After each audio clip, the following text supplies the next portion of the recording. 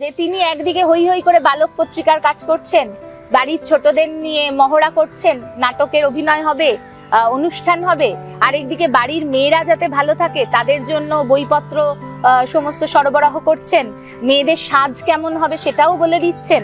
আবার একদিকে রাজনীতিতে রবীন্দ্রনাথ চলে আসছেন, ব্রাহ্ম সমাজে রবীন্দ্রনাথ চলে আসছেন, আরেকদিকে পিতার অনুগত পুত্র, আরেকদিকে সামাজিক মানুষ, আবার একটা মস্ত বড় বিশ্ববিদ্যালয় খুলে ফেললেন। তো সেখানে রবীন্দ্রনাথ না বলতে পারো একজন অভিশপ্ত গন্ধর্ব। এবার মজা আছে, রবীন্দ্রনাথ আপন মনের মাধুরী বিষিয়ে দেবদেবীদের বদলে দিয়েছেন এবং অনেক সময় গ্রিক, রোমান, ভারতীয় দেবদেবী, বৈদিক, পৌরাণিক দেবদেবী মিলেমিশে একটা নতুন চেহারা নিয়েছে। যেমন যেমন আমরা জানি অগ্নি হলেন পুরুষ, অগ্নি পুরুষ দেবতা। রবীন্দ্র সাহিত্যে কিন্তু অগ্নি এসেছেন নারী রূপে, পূজারিণী রূপে। এবং পঞ্চভূত আমরা সবাই পড়েছি, পঞ্চভূতে যে 5টি উপাদান পৃথিবীর, ক্ষিতি, অপ, তেজ, মরুদ, বোম, সেখানে তেজ অর্থাৎ আগুন, তার নাম দেওয়া হয়েছে দীপ্তি। দীপ্তি মানে নারী মূর্তি। তো এবার খেয়াল করে দেখা যাবে যে 3 রকম আগুনের কথা বেদে রয়েছে। একটা হলো গৃহস্থের অগ্নি, আরেকটা সূর্য, আরেকটা আকাশের বিদ্যুৎ। তো রবীন্দ্রনাথের একটা কবিতা আছে সাবিত্রী, সূর্যকে নারী রূপে তিনি দেখিয়েছেন। এবং দামিনী, রবীন্দ্রনাথের বিখ্যাত চরিত্র, দামিনীও মানে হলো অন্তরিক্ষের বিদ্যুৎ। তো এইভাবে আমি দেখানোর চেষ্টা করেছি যে কেমন করে বদলে গেছে।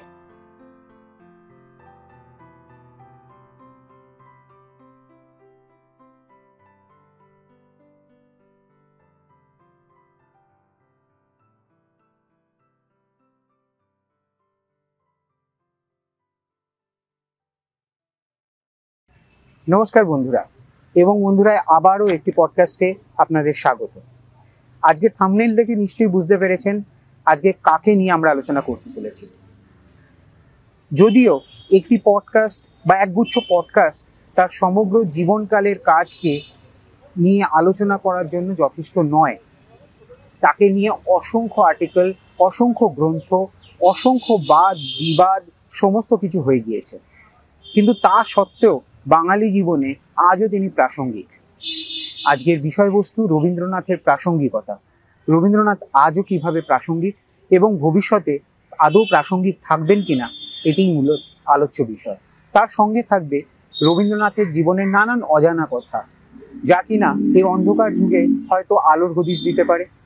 আজকে আমার সঙ্গে রয়েছেন ডক্টর মহুয়া দাশগুপ্ত। যখন যেমন মনে করি তাই হতে পাই যদি, আমি তবে এক্ষুনি হই ইচ্ছামতি নদী। রইবে আমার দক্ষিণ ধারে সূর্য ওঠার পার, বাঁয়ের ধারে সন্ধে বেলায় নামবে অন্ধকার। আমি কইব মনের কথা 2 পারেরই সাথে, আধেক কথা দিনের বেলায়, আধেক কথা রাতে। যখন ঘুরে ঘুরে বেড়াই আপন গাঁয়ের ঘাটে, ঠিক তখনই গান গেয়ে যাই দূরের মাঠে মাঠে। গায়ের মানুষ চিনি যারা নাইতে আসে জলে, গরু মহিষ নিয়ে যারা সাঁতরে ওপার চলে। দূরের মানুষ যারা তাদের নতুন তরবেশ, নাম জানিনে গ্রাম জানিনে অদ্ভুতের এক শেষ। জলের উপর ঝলমল টুকরো আলোর রাশি, ঢেউে ঢেউে পরীর নাচন, হাততালি আর হাসি। নিচের তলায় তলিয়ে যেথায় গেছে ঘাটের ধাপ, সেইখানেতে কারা সবাই রয়েছে চুপচাপ। কোণে কোণে আপন মনে করছে তারা কি কে, আমারই ভয় করবে কেমন তাকাতে সেই দিকে। গাঁয়ের লোকে চিনবে আমায় কেবল একটুখানি, বাকি কোথায় হারিয়ে যাবে আমি সে কি জানি। এক ধারেতে মাঠে ঘাটে সবুজ বরণ শুধু, আরেক ধারে বালুর চরে রৌদ্র করে ধুধু। দিনের বেলায় আসা যাওয়া, রাত্রিরে থমথম, ডাঙার পানে চেয়ে চেয়ে করবে গা ছমছম। নমস্কার। বড় ধর্মীয় উন্মাদনার যুগে, বা বলতে পারেন সাধারণ জ্ঞানের অভাবের সময় আমরা বাস করছি, আর মানুষের মধ্যে মনুষ্যত্বও ধীরে ধীরে কমে আসছে। এই রকম একটা সময়ে দাঁড়িয়ে আপনার কি মনে হয় যে রবীন্দ্রনাথ আজও কতখানি প্রাসঙ্গিক এবং ভবিষ্যতে কতখানি উনি প্রাসঙ্গিক থাকবেন বাঙালি জীবনে বিশেষত?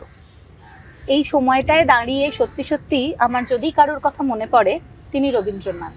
কারণ একটা মানুষ তার গোটা জীবন ধরে নানাভাবে সাংস্কৃতিক জগতে, সামাজিক জগতে, শিক্ষার জগতে বিপ্লব করে গেছে। তো এই বিপ্লব বা বিদ্রোহেরই এখন কিন্তু প্রয়োজন। কারণ রবীন্দ্রনাথই সেই ব্যক্তি যিনি বলেছিলেন আধমরাদের ঘা মেরে তুই বাঁচা। এবং রবীন্দ্রনাথই সেই মানুষ যিনি স্বদেশ পর্যায়ের গানগুলি লেখার সময়, যিনি যখন বঙ্গভঙ্গ আন্দোলন হচ্ছে, যখন বিশ্বযুদ্ধ হচ্ছে, প্রতি মুহূর্তে তার কলম হয়ে উঠেছে হাতিয়ার। কারণ ওই রক্ত ঝরাতে পারি না তো একা, তাই লিখে যাই রক্ত লেখা, ঠিক সেরকমভাবেই রবীন্দ্রনাথও কিন্তু একটা সময় তার কলমকে হাতিয়ার করে নিয়েছিলেন। কারণ আমরা এক একজন মানুষ এক এক রকমভাবে নিজেদের উষ্মা প্রকাশ করি বা বিপ্লবের কথা বলি। রবীন্দ্রনাথ অবশ্যই তার কলম ধরে বিপ্লবের কথা বলেছিলেন। তো সেই মুহূর্তে দাঁড়িয়ে আমার মনে হয় যখন ফরাসি বিপ্লব হচ্ছিল, সেই সময় রুশো, ভলতেয়ার এদের কলমটা সত্যিই তলোয়ার হয়ে গিয়েছিল। তো রবীন্দ্রনাথেরও ঠিক তাই। তো তিনি যখন লিখছেন তার লেখাগুলি যেন বুলেটের মতো মানুষের মনকে ধাক্কা দিচ্ছে। এবং তার থেকে একজন সৈনিকের জন্মও হতে পারে, একজন বিপ্লবীর জন্মও হতে পারে। তো সেই দিক থেকে দেখতে গেলে যে একজন ত্রিকালদর্শী কবি, তার শব্দ তো কখনো পুরনো হয় না, প্রাচীন হয় না। তো আজকেও যদি আমার মনে হয় যারা এই রকম ধর্মান্ধ, যারা শুধুমাত্র ধর্মের কারণে হত্যা পর্যন্ত করে দিতে পারে, যারা মানুষকে ছোট করতে পারে শুধু ধর্মের কারণে, বা তাদের যে সাধারণ বোধবুদ্ধি লোপ পেয়ে যায়, কিছু চোখে পর্দা ঢেকে যায়, তারা ঠুলি পরে চোখে চলে, সেই সময় আমার মনে হয় তাদের হাতে একটা গীতবিতান যদি আমরা তুলে দিতে পারি, তাহলে সেই গীতবিতান কিন্তু মন্ত্রের মতো কাজ করে। এবং তোমার কথার প্রসঙ্গে আমার একটা কবিতা মনে পড়ছে, রবীন্দ্রনাথের শঙ্খ, আমি একটু পড়ে শোনাই। তোমার শঙ্খ ধুলায় পড়ে কেমন করে সইব, বাতাস আলো গেল মোড়ে একিরে দূর দইব, লড়বি কে আয় ধ্বজা বেয়ে, গান আছে যার ওঠ না গেয়ে, চলবি যারা চল রে ধেয়ে, আয় না রে নিঃশঙ্ক, ধুলায় পড়ে রইল চেয়ে ওই যে অভয় শঙ্খ, চলেছিলেম পূজার ঘরে সাজিয়ে ফুলের অর্ঘ্য, খুঁজি সারা দিনের পরে কোথায় শান্তি স্বর্গ, এবার আমার হৃদয় ক্ষত ভেবেছিলেম হবে গত, ধুয়ে মলিন চিহ্ন যত হব নিষ্কলঙ্ক, পথে দেখি ধুলায় নত তোমার মহাশঙ্খ। খুব প্রাসঙ্গিক মনে হলো না এই শব্দ কয়েকটিকে? যে সত্যি সত্যি এই যে মহাশঙ্খ, যা কিনা নতুন কোনো যুগের সূচনা করতে পারে, আজকে তো আমরা ধুলায় ফেলে রেখেছি। রবীন্দ্রনাথ এই কবিতাটি লিখেছিলেন বহু বছর আগে। আজকে যখন এই সময় দাঁড়িয়ে, এই জেন আলফাদের যুগে দাঁড়িয়ে আমি এই কবিতার শব্দগুলো পড়ছি, আমার মনে হয় পুরনো হয়নি, আজকেও প্রয়োজন, আজকেও আবশ্যিক। এবং রবীন্দ্রনাথ প্রত্যেক সময় নিজের মতো করে কথা বলেছেন। আরেকটি কথা বলি, কথায় কথায় আরো অনেক প্রসঙ্গ হয়তো আলোচনা হবে।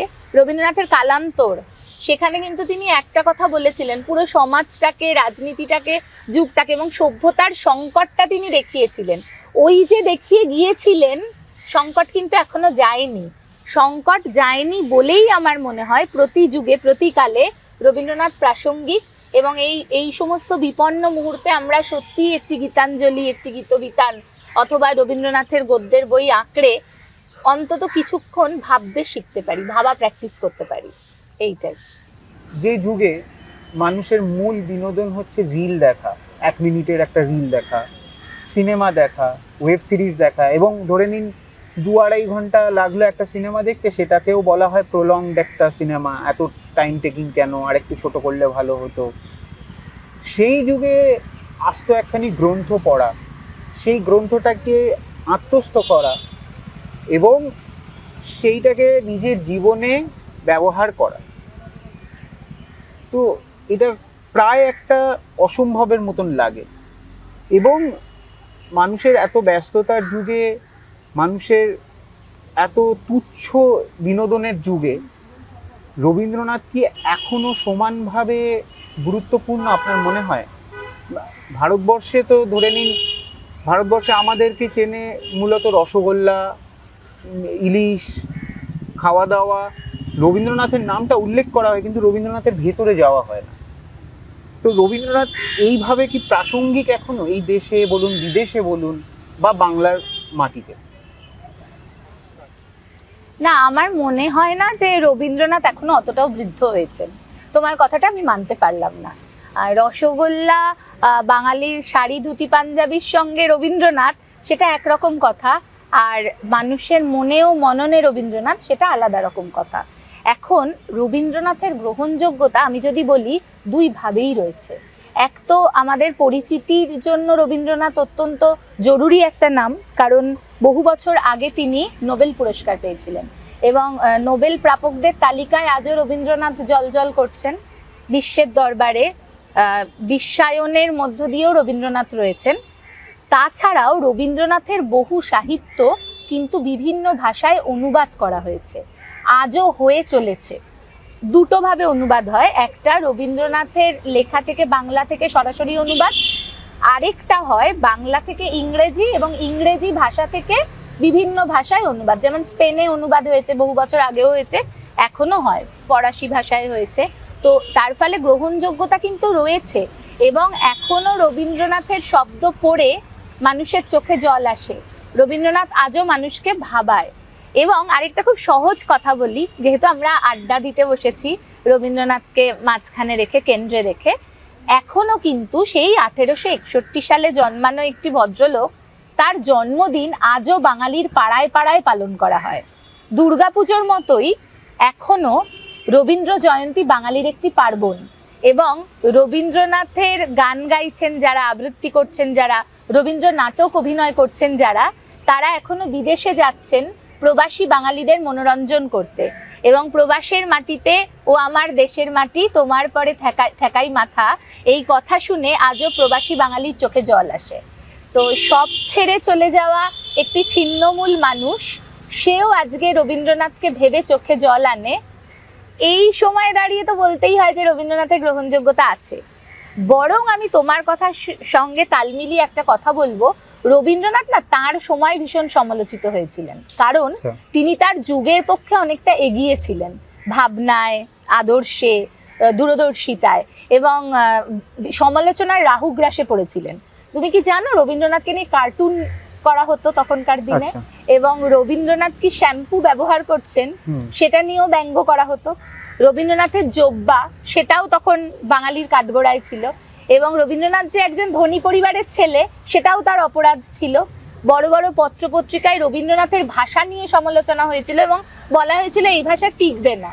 কিন্তু রবীন্দ্রনাথ একজন কালজয়ী মানুষ, তিনি ওই সমস্ত স্তুতি নিন্দার মধ্যেই ছিলেন না, তিনি শুধু কর্ম করে গেছেন এবং সেই ফল আজকে আপামর বাঙালি পাচ্ছে। দুঃখের সময়, বেদনার সময় আমরা রবীন্দ্রনাথকে আঁকড়ে আজও বাঁচি।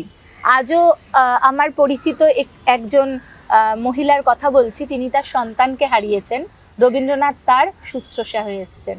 রবীন্দ্রনাথের গান শুনে তিনি স্বস্তি পান। আজও একটি একলা মেয়ে, সে জানালার সামনে দাঁড়িয়ে রবীন্দ্রনাথের কবিতা উচ্চারণ করে। আজও একটি ছেলে কর্মক্লান্ত দিনের পরে এসে যদি একবার সঞ্চয়িতার পাতা উল্টায়, তার মনটা আনন্দে ভরে ওঠে, কারণ সে বাঙালি, কারণ রবীন্দ্রনাথ কালজয়ী। আজ আমরা যে যুগে বাস করছি, সেই যুগে বিশেষত ভারতবর্ষে তাদের প্রত্যেকটি জাতির কাছে তাদের রাজা, মহারাজা, বীরেরা হচ্ছেন তাদের আইকন। সেইখানে বাঙালিকে যখন জিজ্ঞাসা করা হয় তোমার আইকনকে, সেখানে নির্দ্বিধায় এক বাক্যে এসে বলে দেয় রবীন্দ্রনাথ। এই জিনিসটাকে আপনি কিভাবে দেখেন? মূলত আমি বলতে চাইছি, এতে জাতিগত পরিচয় হিসেবে বাঙালি কিরকম ভাবে প্রতিষ্ঠিত হয়? একটা মনস্তত্ত্বে কথা রয়েছে, যৌথ নির্জ্ঞান। ইয়ুং বলেছিলেন যে কিছু ভাবনা সেটা যুগের পর যুগ ধরে জাতির মনের মধ্যে প্রবেশ করে, ঢুকে যায়। একই রকম ভাবনায় অভ্যস্ত হয়ে পড়ি আমরা। আমি তোমাকে বলবো, রবীন্দ্রনাথ আমাদের সেই যৌথ নির্জ্ঞানে রয়েছেন। 19 শতকের একজন মানুষ, একজন বাঙালি রবীন্দ্রনাথকে ভালোবেসেছিলেন এবং তার পরিবারে রবীন্দ্র চর্চা হয়েছে। পরবর্তীকালে যেমন করে ওই ঠাকুর পুজো করা হয়, তেমন করেই রবীন্দ্র চর্চা বংশানুক্রমে তাদের পরিবারে হয়ে যাচ্ছে। একটি পাড়ায় রবীন্দ্রনাথকে আলাদা একটা মর্যাদা দেওয়া হয় এবং অবশ্যই আমাদের আইকন রবীন্দ্রনাথ, কারণ তিনি রাজার রাজা, মহারাজও একই সাজে। তো সেই রাজার রাজা রবীন্দ্রনাথের চর্চা যে বাঙালি জীবনে হয়েই যাবে এবং সেটা ক্রমশ এই ব্যাপারটা থেকে যাবে, টু বি কন্টিনিউড, তো এটা বলাই বাহুল্য। এবং রবীন্দ্র চর্চা মানে না দুটো দিক থেকে আমি করতে পারি, যে সেই আমরা ওরা কনসেপ্টটা রয়েছে না, যে একটা এলিট ক্লাস রবীন্দ্রনাথকে চর্চা করেন একরকম ভাবে, তাদের রবীন্দ্রনাথ একরকম, আবার গড়পড়তা সাধারণ মধ্যবিত্ত মানুষের রবীন্দ্রনাথ আরেক রকম, আবার দরিদ্র জীবনযাপনের রবীন্দ্রনাথ আরেক রকম, ছোটদের রবীন্দ্রনাথ আরেক রকম। রবীন্দ্রনাথের গ্রহণযোগ্যতা এমনভাবেই সর্বদিকে বিকশিত। এইখানেই রবীন্দ্রনাথ আইকন হয়ে যাচ্ছেন, যে যখন একটা বাচ্চা বীরপুরুষ কবিতা আবৃত্তি করছে তখন তিনি ছোটদের রবীন্দ্রনাথ, যখন ওই সেতে বাঘের গল্প পড়ছে, বাঘটা সাবান মাখছে, তখন ছোটদের রবীন্দ্রনাথ। আবার যখন একটি মধ্যবিত্ত মেয়ে সে ওই একলা অবসরে রবীন্দ্র রচনাবলীর পাতা উল্টাচ্ছে, তখন তিনি সেই মধ্যবিত্ত সাধারণ মেয়ের রবীন্দ্রনাথ। আবার যখন বড় বড় সভায় একদম তাল সুর সব ঠিকঠাক নৈপুণ্যের সঙ্গে উচ্চারিত হচ্ছে, শিল্পীদের কণ্ঠে কণ্ঠে ছড়িয়ে যাচ্ছেন রবীন্দ্রনাথ, বা তুলির ডগায় আসছেন রবীন্দ্রনাথ, তখন তিনি এলিট ক্লাসের রবীন্দ্রনাথ। তো সেই কারণে রবীন্দ্রনাথ না নিজেকে এমনভাবেই সবার মধ্যে ছড়িয়ে দিয়েছেন। এবং খুব হালকা চালে আলোচনা হচ্ছে, তো বেশি ভারী ভারী কথা আনতে চাই না। রবীন্দ্রনাথের জীবন যদি দেখো, জীবনটাও এরকম, যে তিনি একদিকে হই হই করে বালক পত্রিকার কাজ করছেন, বাড়ির ছোটদের নিয়ে মহড়া করছেন, নাটকের অভিনয় হবে, অনুষ্ঠান হবে, আরেকদিকে বাড়ির মেয়েরা যাতে ভালো থাকে তাদের জন্য বইপত্র সমস্ত সরবরাহ করছেন, মেয়েদের সাজ কেমন হবে সেটাও বলে দিচ্ছেন। আবার একদিকে রাজনীতিতে রবীন্দ্রনাথ চলে আসছেন, ব্রাহ্ম সমাজে রবীন্দ্রনাথ চলে আসছেন, আরেকদিকে পিতার অনুগত পুত্র, আরেকদিকে সামাজিক মানুষ, আবার একটা মস্ত বড় বিশ্ববিদ্যালয় খুলে ফেললেন। তো সেখানে রবীন্দ্রনাথ না বলতে পারো একজন অভিশপ্ত গন্ধর্ব, মানে গন্ধর্ব লোক থেকেই এসেছিলেন তিনি। এবং না হলে একটা জীবনে এত কাজ করা একজন সাধারণ মানুষের পক্ষে সম্ভব নয় বলে আমার বিশ্বাস। রবীন্দ্রনাথকে আমি যেভাবে পড়েছি আমার তাই মনে হয়। এবং অভিশপ্ত কেন? কারণ একটা জীবনে এত শোকও একজন মানুষ পায় না, এবং প্রত্যেকটা শোকের পরে ফিনিক্স পাখির মতো জেগে ওঠেন রবীন্দ্রনাথ। তো ঠিক এই জায়গা থেকে আমার মনে হয় রবীন্দ্রনাথ নিজের জীবন যাপনের মধ্য দিয়েও দেখিয়ে গিয়েছেন তার গ্রহণযোগ্যতা সর্বত্র, এবং তার সাহিত্য সৃজনের মধ্য দিয়েও দেখিয়ে গিয়েছেন তার গ্রহণযোগ্যতা সর্বত্র।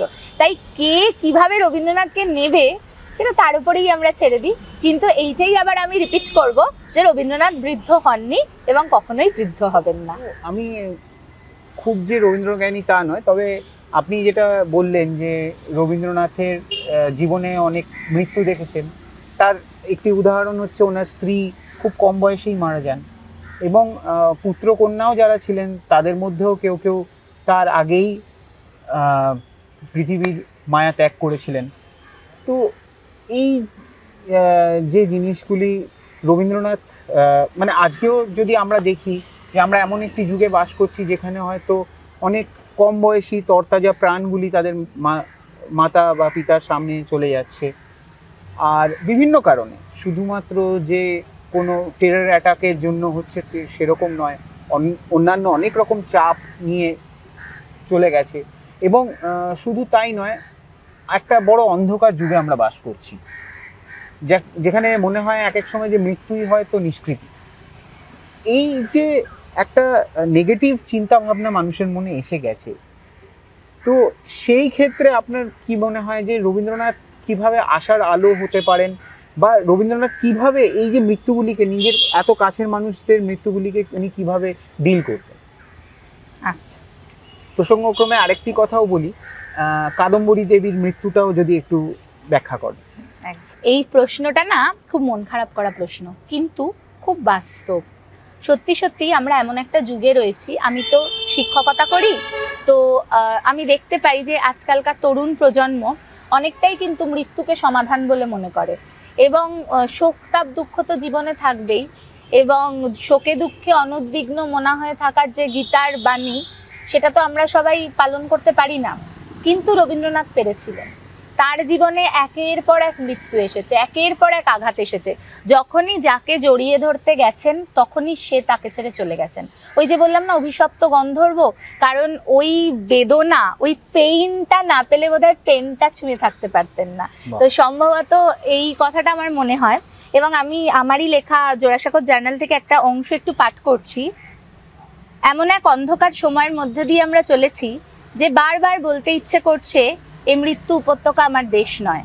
মৃত্যু মিছিলের মধ্যে দাঁড়িয়ে মনে পড়ে রবীন্দ্রনাথকে, কি বিপুল শক্তিতে মৃত্যুর সঙ্গে বারবার দ্বৈরথে নেমে বলেছিলেন, দুঃখ দিয়ে মেটাবো দুঃখ তোমার, স্নান করাবো অতল জলে বিপুল বেদনার, মোর সংসার দিবরে জালি, শোধন হবে মহির কালী, মরণ ব্যথা দিব তোমার চরণে উপহার। মাঝে মাঝে মনে হয় এই মরণ ব্যথাটা সহ্য করাটাই রবীন্দ্রনাথের জীবনে একটা অভ্যেসের মতো এসে দাঁড়িয়েছিল। ছোট ছোট মৃত্যু তো ছিল, খুব অল্প বয়সে মাকে হারিয়েছেন, কিন্তু সেই সময় মায়ের অভাব বুঝতে দেননি তার বৌঠান কাদম্বরী দেবী। দুজনের মধ্যে সখ্য ছিল, যদিও তাদের সম্পর্ককে খুবই বিকৃতভাবে এখন প্রচার করা হয়, একেবারেই ঠিক নয়। দুটি সমবয়সী বন্ধুর মতো তারা বড় হয়েছিলেন এবং দুজনের মধ্যে যে সম্পর্ক ছিল তা নির্ভরতার। আমরা গবেষণা করেছি এবং আমরা যেটুকুনি তথ্য পেয়েছি তার সূত্রেই বলতে পারি যে একটা সম্পর্ককে বিকৃত করার অধিকার কিন্তু সময়ের নেই, মানে সময়ও সেটা করতে পারে না, মুহূর্তকেও নষ্ট করতে পারে না, কারণ সেই মুহূর্তটা তারা একরকম ভাবে যাপন করেছিলেন এবং আমাদের কল্পনা আমরা যেভাবে চাইছি সেভাবে তো সেই মুহূর্ত যাপিত হতে পারে না। তো সেই বৌঠানকে ঘিরে তার জীবন এগিয়ে চলা। কাদম্বরী দেবীর নিজের অনেক রকম ব্যক্তিগত অবসাদ ছিল এবং তিনি 3 বার আত্মহত্যা করার চেষ্টা করেছিলেন এবং 3য়বারে সফল হয়েছিলেন। তো এবং তার অন্তরালে তার নিঃসন্তান থাকা, তার স্বামীর অবহেলা, কিছুটা ব্যস্ততা এবং সবকিছু মিলিয়ে স্বর্ণকুমারী দেবীর এক ছোট মেয়েকে তিনি মানুষ করছিলেন এবং সেই মেয়েটি সিঁড়ি থেকে পড়ে মারা যায় এবং তারপর থেকে কিন্তু কাদম্বরী দেবীর বাঁচার ইচ্ছাটা চলে যায়। এই তথ্যগুলো লোকে সঙ্গোপনে গুপ্ত রেখে যেটা তারা চায় সেইভাবেই তারা প্রচার করতে চায়। তো কাদম্বরী দেবী যখন চলে গেলেন তখন রবীন্দ্রনাথের 24 বছর বয়স। রবীন্দ্রনাথ এই মৃত্যুকে বলেছেন 24 বছরের শোক এবং এই শোক তাকে রবীন্দ্রনাথ ঠাকুর করে তোলেন। যে কবিগুরু রবীন্দ্রনাথ হওয়ার অন্তরালে কাদম্বরী দেবীর ভূমিকা বিরাট এবং তারপর থেকে যতগুলো মৃত্যু এসেছে রবীন্দ্রনাথ বলছেন ওই 24 বছরের শোকের সঙ্গে একটা করে মৃত্যুর মানে ফুল যুক্ত করে করে বড় মৃত্যুর মালা তৈরি করছেন। এবং তখন মৃণালিনী দেবী জীবনে এসেছেন, জীবনে সুখের স্বপ্ন, আশাও করেননি রবীন্দ্রনাথ যে মৃণালিনীও তাকে ছেড়ে চলে যাবেন। এবং তারপরে শুরু হলো মৃণালিনী দেবীর মৃত্যুর পরে মৃত্যু মিছিল। বাবাকে নির্ভর করতেন, বাবা বয়সকালেই গেছেন দেবেন্দ্রনাথ ঠাকুর। মৃণালিনী দেবী মারা যাওয়ার ঠিক পরেই চলে যাচ্ছে রেণুকা মেজো মেয়ে, তারপরে চলে যাচ্ছে ছোট ছেলে সমীন্দ্রনাথ এবং তার বেশ কিছুদিন পরে বড় মেয়ে মাধুরীলতা। এবং মাধুরীলতার দাম্পত্য জীবন খুব একটা সুখের ছিল না, সেখানে রবীন্দ্রনাথ ঠাকুরকে অনেকটা দেনা পাওনায় নিরুপমার বাবার মতো মাথা নুইয়ে যেতে হতো। এবং সেখানে যে মেয়েটি তার মৃত্যুশয্যায়, মেয়েটি বলছে বাবা গল্প বলো, তাকে শুধুমাত্র গল্প শোনাতেই যেতে হতো। এবং একদিন ওরকম যাচ্ছেন উনি লম্বা দালান দিয়ে, তখন শুনতে পেলেন মাধুরীলতা আর নেই, তার আদরের বেলি। তখন তিনি আর দেখা না করে ফিরে আসছেন। ফিরে যখন আসছেন তখন তিনি সোজা যাচ্ছেন রানুর কাছে, যে রানুকে নিয়ে রবীন্দ্রনাথের চর্চা প্রচুর হয়েছে, কিন্তু আসলে রানুর কাছে যাওয়ার কারণ ছিল মেয়ের শোক, কন্যা শোক একটু উপশম করতে এবং রানুকে দেখতে ছিল কাদম্বরী দেবীর মতো হুবহু। কাদম্বরী দেবীর ছোটবেলা আর রানুর মুখের অবয়ব এক ছিল। তো রবীন্দ্রনাথ কোথাও একটা উপশম খুঁজে পেতেন, সেখানে যেতেন তিনি। তো তারপরে তো নাতি মারা যাচ্ছেন, বন্ধুরা মারা যাচ্ছে, মানে যেখানে যাকে যখন আঁকড়ে ধরেছেন সেই তাকে ছেড়ে চলে গিয়েছে, কিন্তু তারপরেও রবীন্দ্রনাথ দাঁড়িয়ে রয়েছেন এবং নিজেকে মগ্ন রেখেছেন সৃজনে। একটা জায়গায় বলছেন, দূর হতে কেন টানে, ব্যথা কেন বাজে প্রাণে, কাদায় কি ফল তবে, কাঁদিলে ফেরে না যদি কেহ। সত্যি তো, মানে কাঁদলে তো সে ফিরে যাবে না। এবং যখন মৃণালিনী দেবী মারা যাচ্ছে, তোমার প্রশ্নটা শুরু হয়েছিল মৃণালিনী দেবীর মৃত্যু নিয়েই। মৃণালিনী দেবী এবং রবীন্দ্রনাথের সম্পর্ককে তো ইচ্ছে মতো ব্যবহার করা হয়েছে, কিন্তু তাদের বেশ সুখী দাম্পত্য ছিল। মৃণালিনী রবীন্দ্রনাথের জন্য নিজে কষ্ট সাধন করছেন, শিলাইদহে থেকেছেন, শান্তিনিকেতনে থেকেছেন, সেখানকার যে আশ্রমিকরা তাদের জন্য খাবার তৈরি করেছেন, নিজের গয়না এগিয়ে দিয়েছেন। এবং উনি কিন্তু বেশ ভালো লেখাপড়ায় ছিলেন, খুব ভালো চিঠি লিখতেন, ইংরেজি নভেল পড়তেন এবং রামায়ণ মহাভারতের অনুবাদের কাজও করছিলেন তিনি। চিঠিগুলো তো খুব ভালো ছিল। এবং যখন মৃণালিনী চলে যাচ্ছেন, রবীন্দ্রনাথ না নিজের ব্যক্তিগত সম্পর্কের ক্ষেত্রে কখনোই বেশি উচ্ছল থাকেননি। শান্ত সমাহিতভাবে শোককে গ্রহণ করছেন এবং স্মরণ বইটি লিখছেন। স্মরণ না, সনেটের সমগ্র। সনেট লেখা সব থেকে শক্ত কাজ। সেই শক্ত লেখাটাই তিনি তার স্ত্রীর জন্য লিখেছেন, কারণ নিজেকেও একটা শক্ত সংযমের বাঁধনে বাঁধতে চেয়েছিলেন। তিনি লিখছেন, তোমার সংসার মাঝে হায় তোমাহীন, এখনো আসিবে কত সুদিন দুর্দিন, তখন শূন্য ঘরে চিরাভ্যাস টানে, তোমারে খুঁজিতে এসে চাবো কার পানে। মানে এর থেকে গভীর ভালোবাসাও কি হয়, এর থেকে গভীর অনুভূতিও কি হয়, হতে পারে? আমার মনে হয় না। এবং যখন মৃণালিনী দেবী মৃত্যুশয্যায় সৌমিন্দ্রনাথ মাঝে মাঝে কাছে আসছেন, ওই মার ছেলের শেষ মুহূর্তগুলো ধরে রাখছেন কোথায় জানো তো? শিশু কাব্যগ্রন্থে। শিশু কাব্যগ্রন্থের কবিতায় দেখবে মেয়ে নেই, বেশিটাই ছেলের ভূমিকা রয়েছে। আসলে সৌমিন্দ্রনাথ আর মৃণালিনী রয়েছেন সেখানে। তারপরে তো সৌমিন্দ্রনাথও চলে যাবে, মাধুরীলতা চলে যাবে এবং রেণুকাও চলে যাবে। তার মানে সন্তান বলতে থাকবে শুধু রথীন্দ্রনাথ আর তার আরেক ছোট মেয়ে মীরা দেবী, এরা দুজনেই বেঁচে থাকবে। তাও রথীন্দ্রনাথ তো আবার শান্তিনিকেতন ত্যাগ করে যাবেন। মানে শোক কষ্ট দুঃখ তার জীবনে ছিল, কিন্তু তিনি সেই সমস্ত মৃত্যুকে জয় করে মৃত্যুঞ্জয় হয়েছেন এবং বারবার বলেছেন যে আমি মৃত্যুর চেয়ে বড়।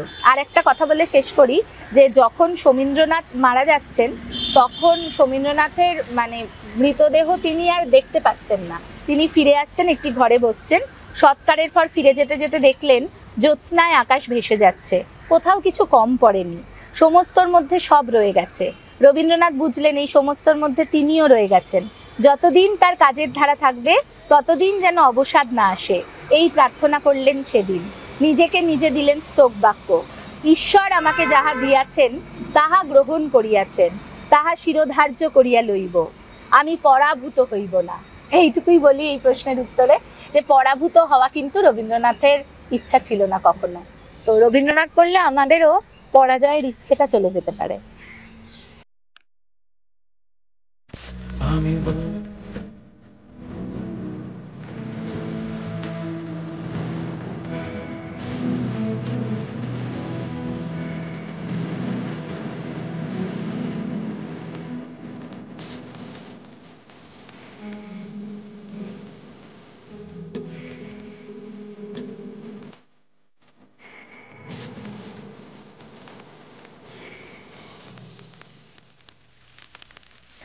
মূলত যেটা বলবো সেটা হচ্ছে যে রবীন্দ্রনাথের ব্যাপ্তি বিশাল ছিল, তার আয়ুষ্কালও নেহাত কম ছিল না, এবং সেই কারণেই বোধহয় ব্যাপ্তিও বিশাল ছিল। তিনি আজকের ভাষায় যেটা বলা হয় গ্লোব ট্রটার, বিশ্ব ভ্রমণ করেছিলেন। তিনি হেন কোনো বিষয় নেই, মানুষের জীবনে হেন কোনো বিষয় নেই যেটা নিয়ে তিনি আলোচনা করেননি, বা যে বিষয় নিয়ে তার কোনো কাজ নেই। এবং তার সান্নিধ্যে এসে বহু মানুষ আজকে শুধু ধন্য হয়েছেন বলবো না, বাঙালির কাছে চিরন্তন হয়ে গিয়েছেন। ধরে নিন, যদি উপেন্দ্র কিশোর রায়চৌধুরী থেকে সমগ্র তার যে পরিবার, তারা সবাই কিছু না কিছুভাবে রবীন্দ্রনাথ ধন্য। এছাড়া ধরে নিন চিত্রকলা, ভাস্কর্য, স্থাপত্য, সমস্ত দিকেই আজকে রামকিঙ্কর বেজকে আমরা ভুলে যাই কি করে? তো এই এত কিছু সমাহার রবীন্দ্রনাথের মধ্যে কিভাবে মানে সংগঠিত হলো আপনার মনে হয়? আমি একটু আগেই একটা প্রশ্নের উত্তরে তোমাকে বললাম, রবীন্দ্রনাথ ছিলেন একজন অভিশপ্ত গন্ধর্ব। গন্ধর্ব কি? স্বর্গ আর মর্তের মাঝখানে গন্ধর্ব লোক রয়েছে, যেখানে দেবতাদের মনোরঞ্জন করার জন্য যারা রয়েছেন গন্ধর্বরা, গান্ধর্বীরা, তারা নৃত্যে, গীতে, ছবি আঁকায়, মানে তারা শিল্পী। আসলে স্বর্গের কনসেপ্টটা তো আমাদের মর্ত থেকেই এসেছে। আমাদের সমাজই কিন্তু স্বর্গে একটু উচ্চতর আবেগ নিয়ে দেখা দিয়েছে। তো সেই দিক থেকে একজন মানুষ যার এত বহুমুখী প্রতিভা, তিনি তো সব জায়গায় নিজের ছোঁয়া রেখে যাবেন। এখন প্রশ্নটা ছিল যে কেন, কিভাবে এত জায়গায় তিনি নিজেকে ছড়িয়ে দিলেন, এটা কিভাবে সম্ভব হলো? প্রথম কথা বলি যে একটা তো বংশানুক্রমিকভাবে এমন একটি পরিবারের সদস্য ছিলেন তিনি, এমন একটি গুণী পরিবারের সদস্য, তাদের মধ্যে যেমন একদিকে নেতৃত্ব দেওয়ার ক্ষমতা ছিল, তেমনি তাদের সুন্দর দেখতে ছিল, তেমনি তাদের ব্যক্তিত্ব, এবং তেমনি তাদের শৈল্পিক গুণাবলী এবং বিদ্যা চর্চা। তো সেই পরিবারের একটা ধারায় তিনি তো মানে নিজেকে বইয়ে দেবেনই, সেই পারিপার্শ্বটা পেয়েছিলেন, অর্থ ছিল তাদের পরিবারে, মান্যতা ছিল সমাজে, তো তার ফলে সুযোগও অনেক ছিল। মাইকেল মধুসূদন দত্তের জীবন যেমন ছন্ন ছাড়া জীবন, তিনি সুযোগ পাননি, তার প্রতিভার একটা বিস্ফোরণ ঘটিয়ে চলে গেছেন। কিন্তু রবীন্দ্রনাথ একদিকে যেমন শোকতাপ পেয়েছেন, আরেকদিকে দীর্ঘ আয়ু পেয়েছেন, সময় পেয়েছেন, সুযোগ পেয়েছেন, এবং সেই সুযোগ এবং সময়ের সুন্দর গৃহিণীপনার সঙ্গে সুন্দর ব্যবহার করেছেন তিনি। তো তার ফলে তাকে সেই দিক থেকে আমি ভাগ্যবান বলবো যে এই এতগুলো সুযোগ পরিবেশ তিনি পেয়ে গিয়েছিলেন। এবং তার জীবনে অনেক আদর্শ ছিল, যেমন জ্যোতিরিন্দ্রনাথ ঠাকুরকে দেখে বড় হচ্ছেন, তাকে যখন বিদেশে পাঠানো হচ্ছে সেই বিদেশের সংস্কৃতির সঙ্গে তিনি পরিচিত হচ্ছেন, এবং তার সঙ্গে যে তার যে অবনীন্দ্রনাথ ঠাকুররা, তার যে শিষ্যরা জুটে যাচ্ছে তারাও অন্যরকম। এবং সেখানে দেখছেন যে নারী শিক্ষা, তার দিদি স্বর্ণকুমারী দেবী তিনি এত ভালো লেখাপড়া করছেন, কাদম্বরী দেবী তার কবিতার ভুল খুঁজে দিয়ে দিচ্ছেন। তো তার ফলে এমন একটা পরিবার যেখানে নারী ও পুরুষ সমানভাবে বিদ্যা চর্চা করছেন, এমন একটা সময় যখন তিনি রাজনীতিতেও নিজেকে ছড়িয়ে দিতে পেরেছেন, প্রতিবাদও করতে পেরেছেন। একদিকে তিনি যে একদম বিদেশিদের বিরোধী ছিলেন তা নয়, কিন্তু কারণ তিনি তো বিদেশে অনেকের কাছে স্নেহও পেয়েছিলেন, অনেকের স্নেহধন্য ছিলেন, এলমহার্স্ট, এন্ড্রুজ এদের মতো বিদেশি বন্ধু তার ছিল। আবার সেই সঙ্গে সঙ্গে তিনি দেশকেও ভালোবেসেছেন। রবীন্দ্রনাথের মধ্যে যেটা ছিল সেটা পরিমিতি বোধ। তিনি কিন্তু মানে উগ্র সন্ত্রাসবাদী হয়ে যাননি কখনো, তিনি উগ্রভাবে দেশদ্রোহী হয়ে যাননি, তিনি পরিমিতি বোধের সঙ্গে সুন্দরভাবে আধুনিক দৃষ্টিভঙ্গিতে একটা সমাজকে গড়ে তুলতে দেখতে চেয়েছিলেন। তো অনেক ত্রুটি তিনি দেখেছেন, যখন যেখানে দেখেছেন যে মতের মিল হচ্ছে না তখন সেখান থেকে তিনি সরে আসছেন, যেমন জাতীয় কংগ্রেসেও তিনি যুক্ত হয়েছিলেন, সেখান থেকে আবার সরে এসেছিলেন। আরেকটা কথা বলি যে রবীন্দ্রনাথ আর ব্রাহ্ম সমাজ এদের মধ্যে কিন্তু একটা যোগাযোগ ছিল, কারণ দ্বারকানাথ ঠাকুর রামমোহনের সঙ্গে পরিচিত হচ্ছেন, রামমোহন একেশ্বরবাদী, দ্বারকানাথ বা ঠাকুরও একেশ্বরবাদী হয়ে যাচ্ছেন, এবং তিনি পরিবারের কাউকে বদলানোর চেষ্টা করছেন না, তিনি নিজে নিজে অন্যরকম একটা জীবনচর্যায় চলে যাচ্ছেন, তার স্ত্রীর সঙ্গে তার মতানৈক্য হচ্ছে, পরিবারের সঙ্গে হচ্ছে। তারপরে হঠাৎ করে তিনি মারা গেলেন। এবার এলেন পরিবারের কর্তা হিসেবে দেবেন্দ্রনাথ, রবীন্দ্রনাথের বাবা। দেবেন্দ্রনাথ ঠাকুর কি করলেন, রামমোহনের আদর্শে একদম অনুপ্রাণিত হয়ে তিনি ব্রাহ্মধর্ম গ্রহণ করলেন, এবং ব্রাহ্মধর্ম গ্রহণ করার পর তার যখন 44 বছর বয়স এবং সারদা দেবীর যখন 35 বছর বয়স, রবীন্দ্রনাথ তখন জন্মাচ্ছে, সেই সময় তাদের পরিবারে সন্ধিক্ষণ। তিনি একদিন এসে ঘোষণা করে দিলেন যে আর কোনো রকম পুতুল পুজো ঠাকুর বাড়িতে হবে না, এবং ঘোষণা মানে যেখানে দালানে মানে দুর্গোৎসব হতো বা জগদ্ধাত্রী পুজো হতো, সেখানে তিনি ব্রহ্ম উপাসনা স্তূপ তৈরি করলেন, এবং হঠাৎ করে পরিবারের অন্তঃপুরেও ঘোষণা করে দেওয়া হলো পুতুল পুজো হবে না।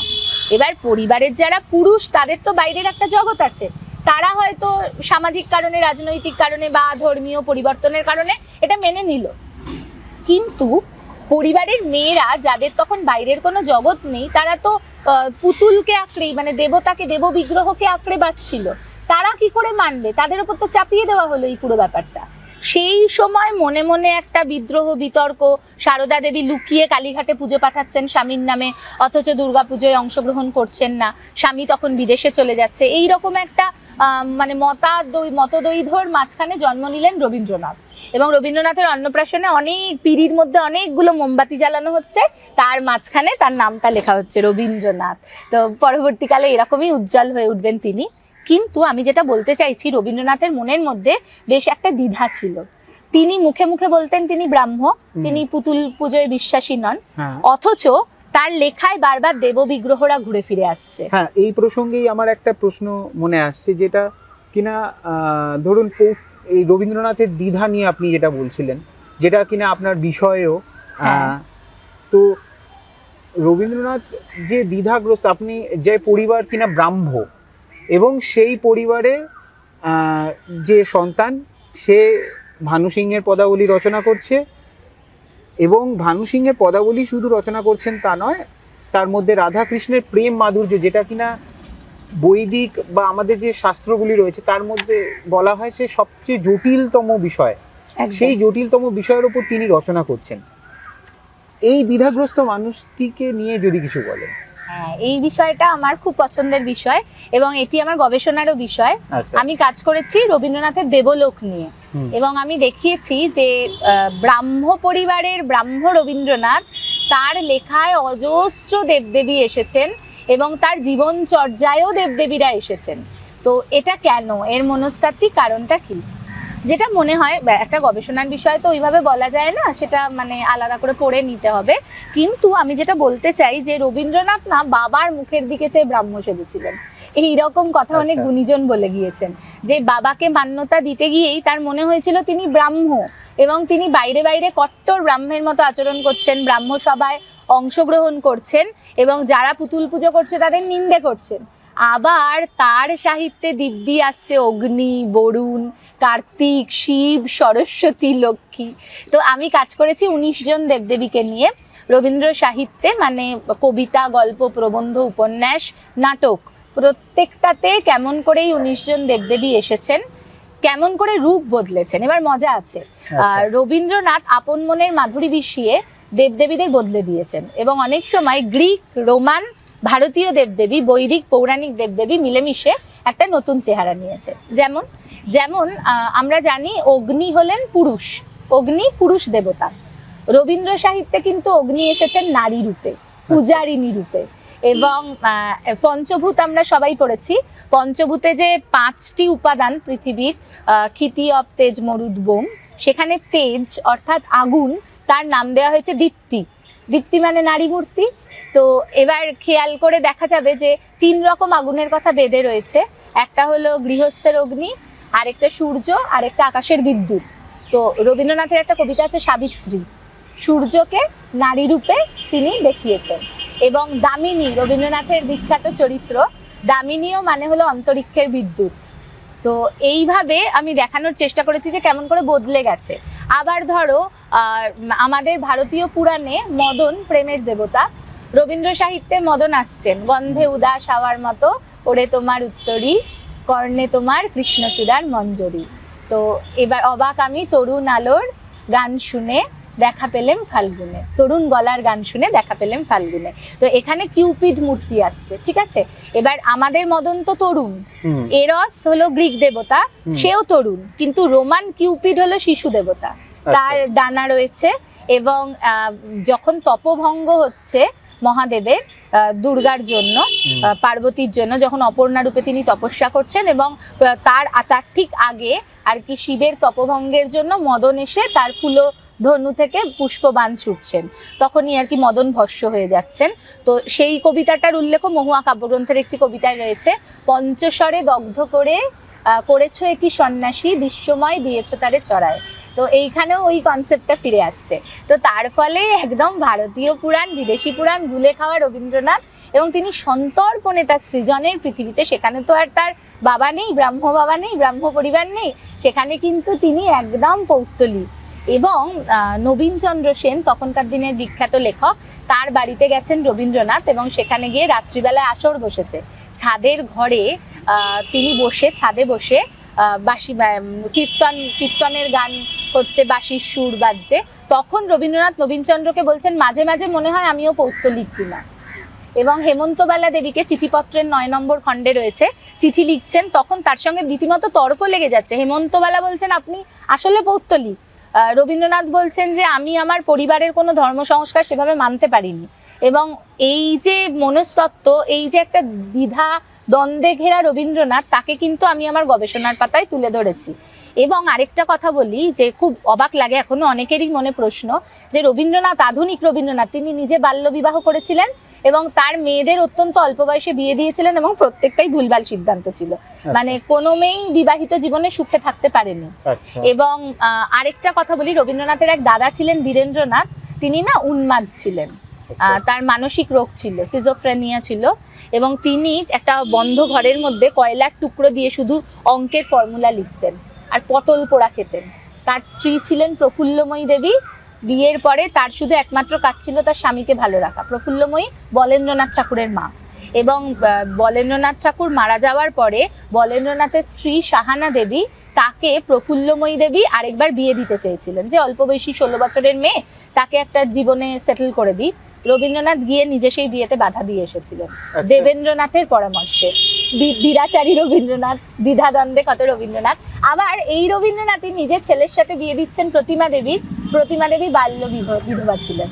প্রতিমা দেবীর প্রথম বিয়ে হয়েছিল নীলানাথ নামে একজনের সঙ্গে, সে খুব অল্প বয়সে মারা যায় একটি দুর্ঘটনায়।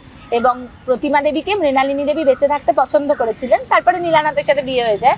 কিন্তু সেই কথা মনে করে রবীন্দ্রনাথ আবার রথীন্দ্রনাথের সাথে প্রতিমা দেবীর বিয়ে দিয়ে দেন, বিধবা বিবাহ করান। তার ফলে একদিকে বাধা দিচ্ছেন তারই পরিবারের একটি বধূর বিধবা বিবাহ, আর নিজের ঘরে আবার বিধবাকে পুত্রবধূ করে নিয়ে আসছেন, এবং তিনি রবীন্দ্রনাথের মামনি।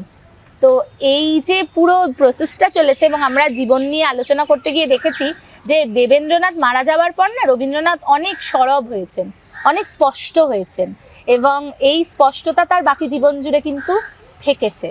তো অনেক সময় সামাজিক কারণে বা রাজনৈতিক কারণে একটু মানে সন্তর্পণে রবীন্দ্রনাথ নিজেকে বাঁচিয়ে চলেছেন। যেমন বলি চোখের বালি, সেখানে অমন একটা দুরন্ত চরিত্র তৈরি করলেন বিনোদিনী, তারপর তাকে কাশি পাঠিয়ে দিলেন। এ তো সেই বঙ্কিমচন্দ্রের দেবী চৌধুরানী ডাকাত হলো, তারপরে পুকুর ধারে বসে বাসন মাজছে, সেরকম ব্যাপার। যে সমাজের প্রয়োজনে লেখকদের কি না করতে হয়েছে। রবীন্দ্রনাথও কিন্তু তার আওতার বাইরে ছিলেন না। আমরা তাকে ঠাকুর বানিয়ে দিই ঠিকই, কিন্তু তিনিও রক্ত মাংসের একজন মানুষই ছিলেন। যে মহাসাগর নিয়ে আমরা শুরু করেছিলাম, সেই মহাসাগরের কোনো অবধি নেই। সুতরাং এই বিষয় নিয়ে যতই বলতে থাকবো ততই আরও নতুন নতুন দরজা খুলে যাবে, তত মানব মনের অনেক অন্ধকার ঘুচে যাবে। আশা করছি ভবিষ্যতে আপনার সঙ্গে রবীন্দ্রনাথ নিয়ে আরও পডকাস্ট করতে পারবো। আপাতত একটা বিষয় নিয়ে আমার জানার খুব আগ্রহ, যে আপনি রবীন্দ্রনাথ বিষয়ে আগ্রহী হলেন কিভাবে? যদিও এটা খুবই একটা নগণ্য প্রশ্ন, কারণ হচ্ছে বাঙালি হয়ে জন্মেছি, সেখানে রবীন্দ্রনাথকে জানবো না, রবীন্দ্রনাথকে চিনবো না, এটা খুবই একটা মানে কি বলবো, খুবই খারাপ বলা যেতে পারে। এবং সেইখানে তবুও আপনি যদি বলেন যে এই রবীন্দ্রনাথকে বিষয় হিসেবে আপনি বাছলেন কিভাবে এবং কি পেলেন, সেটা যদি একটু বলেন। হ্যাঁ, রবীন্দ্রনাথ তো সবসময় প্রাণের আরাম, আত্মার শান্তি। আমি একদম ছোটবেলার কথা বলি, আমার মনে আছে আমরা দুই বোন, বাবা অফিসে চলে যেতেন, আর আমরা না বারাসাতে একটা ভাড়া বাড়িতে থাকতাম, সেখানে ঘুলঘুলি দিয়ে অল্প অল্প আলো এসে পড়তো। আর এখনো ছোটবেলার কিছু কিছু ছবি মনে গেঁথে যায় না। মা আমাদের দুই বোনকে খুব দুরন্তপনা করতাম, দুই বোনকে শান্ত করার জন্য দুজনকে দুই পাশে নিয়ে শুতেন এবং শিশু কাব্যগ্রন্থ হাতে নিয়ে আবৃত্তি শোনাতেন। মা খুব সুন্দর পাঠ করতেন। তো আমার না এখনো ওই ছোট্টবেলায়, মানে হয়তো 4-5 বছর বয়সের স্মৃতি এটা, যে ওই মায়ের দুই পাশে শুয়ে রবীন্দ্রনাথ শোনার মুহূর্তটা আমার মনের মধ্যে না একটা চিরস্থায়ী হয়ে গেল। তারপরে বিভিন্ন জায়গায় অনুষ্ঠান করেছি, কবিতা বলেছি, গান গেয়েছি। রবীন্দ্রনাথ এক এক সময় এক এক রকম ভাবে আমার কাছে এসেছেন। পড়াশোনাও করেছি, বইপত্র পড়েছি, লেখালেখি করেছি, সেই দিক থেকে রবীন্দ্রনাথ প্রিয়। পরবর্তীকালে আমি যখন যাদবপুর বিশ্ববিদ্যালয়ে বাংলা সাহিত্য নিয়ে পড়াশোনা শুরু করলাম, তখন রবীন্দ্রনাথ অন্যভাবে এসে ধরা দিলেন। যেহেতু আমি তখন একদম অন্যরকম ভাবে সমালোচকের দৃষ্টিভঙ্গিতে পড়াশুনো করছি। যখন এর ফাইনাল ইয়ার, তখন আমি স্পেশাল পেপার বেছে নিলাম রবীন্দ্রনাথকে। এই সময় একটা মজার ঘটনা মনে আছে, যে অনেক নম্বর উঠবে বলে আমাদের ক্লাসের বেশিরভাগ ছেলেমেয়ে ভাষাতত্ত্ব নিয়েছে, লিঙ্গুইস্টিক নিয়েছে। মাস্টারমশাইরাও বললেন যে তুমি লিঙ্গুইস্টিক নাও, অনেক নম্বর উঠবে। আমার মনে হলো আমি যদি স্পেশাল পেপার এখন রবীন্দ্রনাথ নিই, তাহলে সারা জীবন আমাকে লোকে রবীন্দ্রনাথ নিয়েই প্রশ্ন করবে। তো আমি সামান্য কটা নম্বরের জন্য সারা জীবনে রবীন্দ্রনাথের সঙ্গ বঞ্চিত হতে পারবো না, সঙ্গ থেকে। তো আমি রবীন্দ্রনাথ নিয়ে ফেললাম, এবং আমরা 4-5 জন, আমার মনে আছে রবীন্দ্রনাথ স্পেশাল পেপার ছিল আমাদের, ওই 4-5 জন অন্যভাবে রবীন্দ্রনাথকে পড়লাম খুব ভালো করে। এইবার এটা পড়তে গিয়েই আমাকে একটা পেপার লিখতে হয়েছিল, বৈদিক অগ্নি রবীন্দ্র কবিতায়। এইটা পড়তে পড়তে আমার না খুব উৎসাহ জন্মালো বিষয়টা নিয়ে। তখন আমার মনে হলো আমি এই বিষয়টা নিয়ে তো গবেষণাও করতে পারি, কাজও করতে পারি।